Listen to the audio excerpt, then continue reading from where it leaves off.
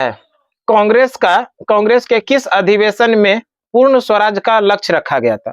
भारतीय राष्ट्रीय कांग्रेस का किस अधिवेशन में पूर्ण स्वराज लक्ष्य रखा गया था, ये प्रश्न है।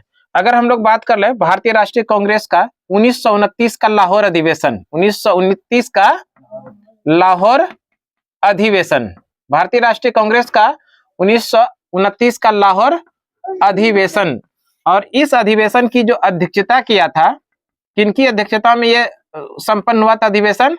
तो वो हुआ था JL नेहरू, पंडित जवाहरलाल नेहरू की अध्यक्षता में 1929 का लाहौर अधिवेशन हुआ था।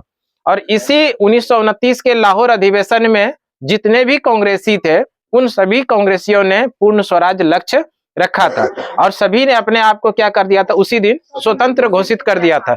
और इसी दिन ये निर्णय हुआ था कि 26 जनवरी को झंडा फहराया जाएगा और स्वतंत्रता दिवस मनाया जाएगा हुआ। और यही भी कि 26 जनवरी 1930 ईस्वी को रावी नदी के तट पर पंडित जवाहरलाल नेहरू के द्वारा झंडा फहराया गया और सभी कांग्रेसियों ने स्वतंत्रता दिवस मनाया। क्लियर?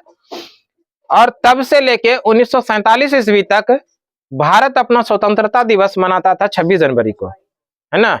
तब से लेकर यानी 26 जनवरी 1930 से 1947 तक भारत अपना स्वतंत्रता दिवस कब मनाता था? 26 जनवरी। लेकिन भारत आजाद हुआ 15 अगस्त को, भारत आजाद हुआ 15 अगस्त को, तो इस तरह से अब स्वतंत्रता दिवस हो गया 15 अगस्त, और ये पीछे छूट गया। जब भारत का संविधान तैयार हुआ तो संविधान के जितने भी सदस्य थे उन सभी सदस्यों ने ये निर्णय लिया क्यों न जो 26 जनवरी स्वतंत्रता दिवस हम लोग पहले मनाते थे उसको फिर से शुरू किया जाए। तो ये निर्णय लिया कि भारत का जो संविधान बनकर तैयार हुआ 26 नवंबर 1949 को, लेकिन उस दिन लागू नहीं किया। क्यों? क्योंकि वो 26 जनवरी को फिर से याद रखना था।